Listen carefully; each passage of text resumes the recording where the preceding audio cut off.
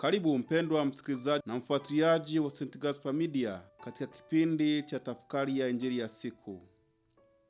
Leo Jumatatu, juma la 17 kipindi cha mwaka A wa kanisa. Masomo ya leo, somo la kwanza linatoka katika kitabu cha nabii Yeremia, sura ya 17 aya ya kwanza hadi ya 11.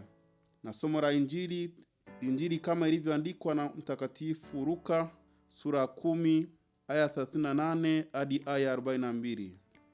Karibu tusikilize injili. Somo la injili takatifu ilivyoandikwa na Luka. Ikawa katika kuenenda kwao, Yesu aliingia kijiji kimoja.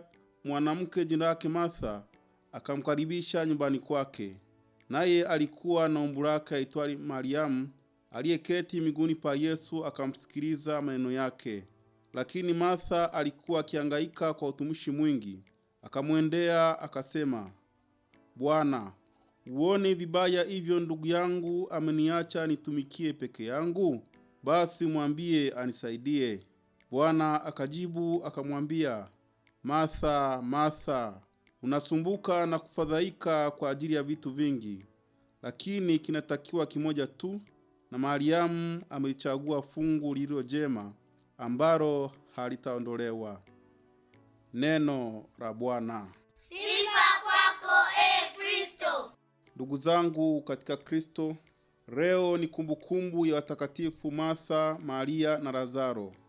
Hawa ni ndugu ambao waliishi katika mji wa Bethania, kilomita 4 kutoka mji wa Yerusalemu. Familia hii ilijawa na imani na ukarimu, na katika maandiko matakatifu Yesu aliwatembelea mara 3. Katika Injili ya Yohane, Yesu aliyatembelewa kwa fariji kwa kifo cha Lazaro ambayo Yesu alimfufua, na walimkaribisha akiwa anaelekea Yerusalemu kukabili mateso na kifo na ufufuko. Na zamu hii Mariamu alimpaka Yesu marahamu yenye thamani. Lakini leo Yesu katika Injili anawatembelea kama kawaida yao, wanahangaika kwa kumkirimu. Martha, dada mkubwa, anaingia katika mahangaiko ya kumkaribisha mgeni kwa kumwandalia chakula, na Mariamu dada yake anakaa miguuni kumsikiliza Yesu. Ndugu hawa wawili wanatufundisha maisha ya ufuasi. Kumfuata Kristo kuna mambo makuu mawili ambayo ni matendo ya nje na matendo ya ndani. Matendo ya nje ni mahangaiko ya kila siku ambayo yanatudai kujitoa kwa ajili ya wengine. Kwa matendo ya huruma ya kimwili, yaani kulisha wenye njaa, kuonyesha wenye kiu, kuwavika walio uchi, kukaribisha wageni, kuwaponya wagonjwa, kuwatembelea wafungwa na kuwazika wafu. Ayote ni ya utumishi wa nje ambayo mfuasi wa Kristo lazima au tayari kujitoa na kutumikia. Matendo ya kiroho ambayo ni ya ndani yanatudai ufuasi wa ndani, yaani kuwashauri walio mashakani, kuwafunza wajinga, kuwaonya wakosefu, kuwafariji waliojeruhiwa, kusamehe maovu, kuchukuliana kwa saburi na kuwaombea walio hai na wafu.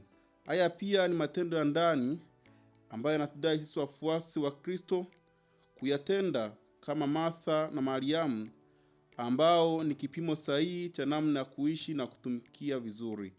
Lakini Yesu anampongeza Mariamu kwa kukaa chini ya miguu yake na kujifunza. Maria anakaa chini ya miguu ya Yesu, hii ikiwa ina maana kwamba kuwa tayari kujifunza kwa unyenyekevu na kwa moyo mtulivu. Maandiko matakatifu yanapotaja mtu kukaa miguuni pa mtu, ni kuwa tayari kuandamana na mwalimu, kumsikiliza mwalimu na kufuata vizuri mafundisho yake. Ndio maana Yesu anampongeza Mariamu kwa kuwa alichagua kukaa na Yesu kwanza kabla ya kuanza kumtumikia. Maria alikuwa na imani ambayo katika Injili ya Yohane alimsadiki Kristo kama Masia ajaye ulimwenguni. Injili ya Yohane sura 11. Pia Mariamu alimpaka Yesu marahamu kama sehemu ya kuonyesha imani, shukrani, upendo na kuabudu kwake. Hivyo kabla ya kufanya kazi ya Bwana, lazima tumjue Bwana na tumwelewe ili kazi zetu ziwe na msingi unaotoka kwa Bwana wa kazi. Maisha ya Kristo yanajengeka kwanza kwa kuanzia ndani ya mioyo yetu, ndipo yajitokeze kwa nje kwa matendo mema ya kiibada.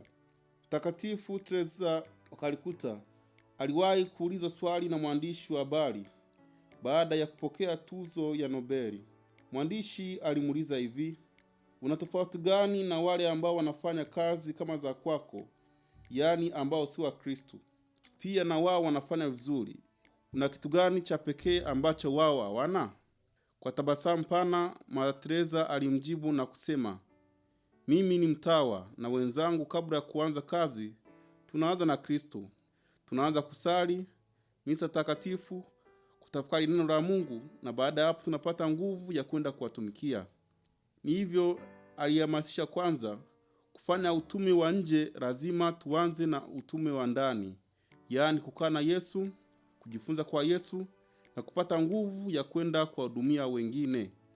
Lazaro katika familia hii ni ishara ya matumaini na ufufuko. Baba Mtakatifu Francisco aliwaunganisha familia moja, yaani Martha, Mariamu na Lazaro, iwe kumbukumbu ya kuwashirikia wote kwa pamoja. Alimuongezea Lazaro kama alama ya ufufuko na matumaini ya maisha yajayo. Yesu alipopata habari za kifo cha Lazaro, aliugua na kulia na kutoka na machozi, hivyo akaenda kumfufua. Uwepo wa Yesu katika familia hii pia ni tumaini la ufufuko na maisha yajayo ya umilele. Kumbukumbu ya watakatifu Martha, Maria na Lazaro tusaidie kwanza kuishi maisha ya jumuiya ambayo ndani yake tunajengwa na kujengeka katika sala, neno la Mungu na maisha ya fadhila. Pia tuwe tayari kuwa karimu kama Martha, yaani kutoa mali zetu, muda wetu, kuwakaribisha wengine wale wenye uhitaji. Yote yakifanyika kwa ukarimu yanadhihirisha ufuasi wetu uliokamilika ndani ya Kristo. Kristo akija ndani ya familia zetu, lazima sote kwanza tusikilize. Kwa maana kabla ya kuanza mkutano wa jumuiya au kusanyiko la jumuiya au kabla ya kusoma neno la Mungu, tunaanza kualikana kwa sala. Baadaye ndo mambo mengine yanafuata. Ukristo bila Kristo utakuwa una mashaka. Hivyo tujengeke kwa njia ya Kristo, pamoja na Kristo na ndani ya Kristo, ili Mungu atukuzwe nasi tubarikiwe. Na kushukuru kwa kutafakari pamoja nami injili ya leo. Niliyekuletea tafakari hii ni mimi Frateri Rafael Kamugisha wa shirika la misionari wa damu takatifu ya Yesu kutoka seminari kuu ya Mtakatifu Gaspare del Bufalo, Kora, Morogoro. Tukuzwe damu ya Kristo. Milele amina. Na majanga yote yatusibuyo,